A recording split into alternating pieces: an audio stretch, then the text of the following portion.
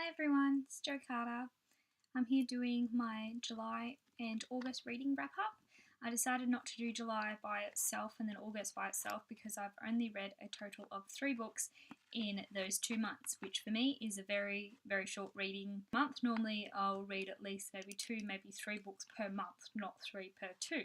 I'm probably attributing the small amount of reading due to the books that I was reading. The first book I read in July was Harry Potter and the Chamber of Secrets. This one I gave 4.5 stars. It missed up to the full 5 because I have read it before. It wasn't unputdownable because I knew what was going to happen, having read the series before and watched the movies many times, but it was still a very, very enjoyable read. It has always been my least favourite in the series, not entirely sure why. Feel like it's got something to do with the Death Day party being a bit boring. I think that's always slowed me down a bit, but it's still a really great mystery and I really liked seeing more of Ginny. Lockhart absolutely made me laugh reading it again. I can't believe he actually thought that he'd get away with it, but I guess he believed his own con. So that one was 4.5 stars.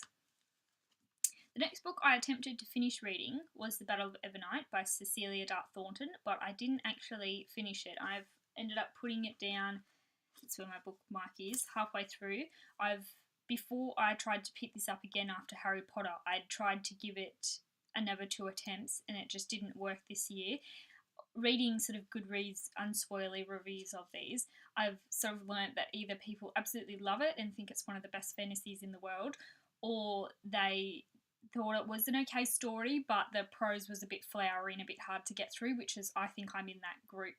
I find the story interesting, and because I've battled through the first 2 in this trilogy, I definitely want to finish this one, but I'm just finding it really quite hard to wade through all the description, and where I actually gave up, it felt like it took a bit of a detour from the plot, and it started to pick up a bit before I put it back down again, but I just couldn't be bothered. I thought there's so much that I really want to read right now that's encouraging me to finish my TBR and not buy other things, that I just didn't want to waste any more time on this.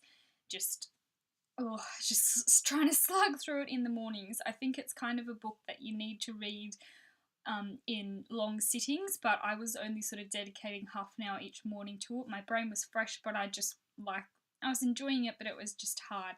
So my plan is, if I don't pick it up before the end of this year, I'm going on a houseboat in November for 4 days for my mum's 50th. Very exciting. It's a flash houseboat and it's going along the Murray River. I'm not entirely sure where. It's sort of around the Echuca part, but I'm very excited for that. And I'm planning to take this with me and hopefully pick it up and finish it when I've got sort of days and days and days to lie around, read, sunbake, etc. And hopefully I will pick that more up of that then. The next book I read was Harry Potter and the Prisoner of Azkaban.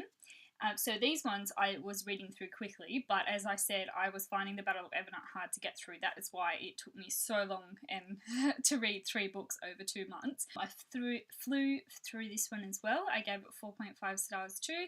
Again, missing out on that 5-star rating because I know what's going to happen. I know the story so well. But I think that also enhanced my reading experience as well as making it as predictable. I really already had the feels for Lupin and Sirius and Pettigrew and Snape. There were some things that I'd forgotten about, especially how cranky Hermione was in this series. I had absolutely forgotten, and I'm so happy that it's finally pulled the wool off my eyes in regards to Severus Snape. I was kind of in that camp where I thought that he was, how would you describe it? Kind of like a Snape sympathiser, where I'm like, oh, but he made all these sacrifices and I love him and rah, and, if you're one of those people, that's fine. But I forgot how much of a bully he was. Like, okay, yes, the girl that you're in love with for your whole life, picked your, arch enemy and then ended up dying because of this prophecy by this lord that you were supposed to be following. But I still go, there's no reason to pick fights with random people. Okay, be a bully to Harry because he reminds you of James, that's fine, but he picks on Hermione and Neville. And Hermione is one of the brightest, best students ever and should be, someone that he loves. Ooh, got a Pokemon card falling out of there.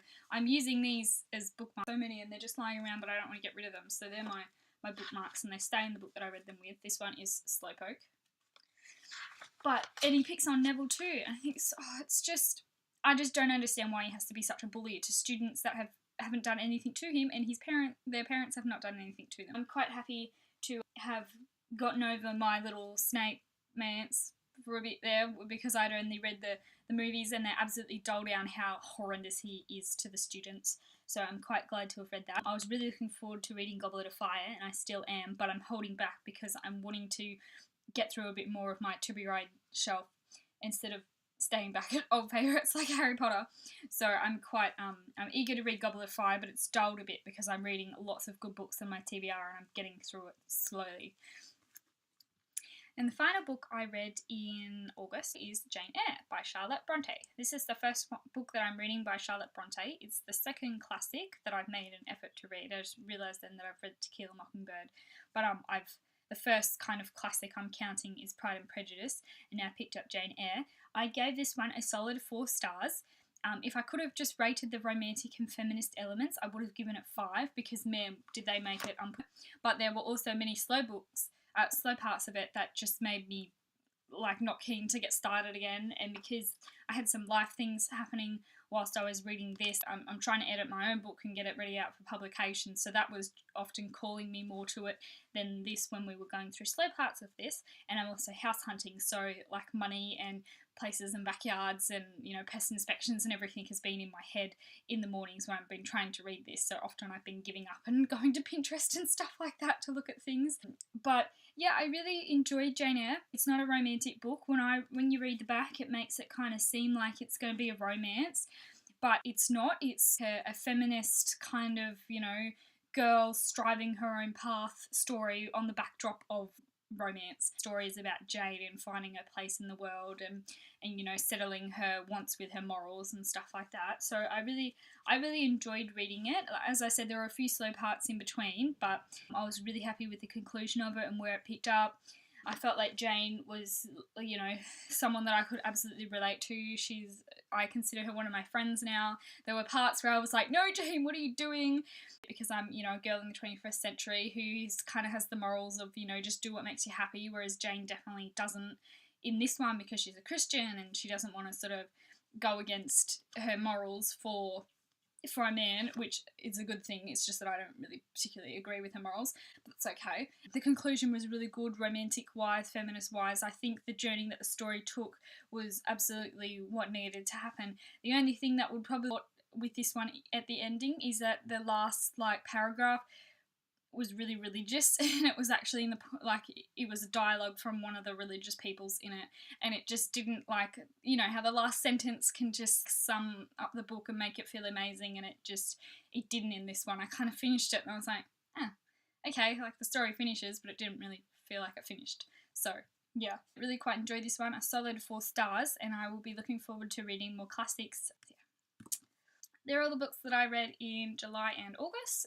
Not a lot that I got done, but I quite enjoyed most of those ones, and I'm looking forward to continuing reading.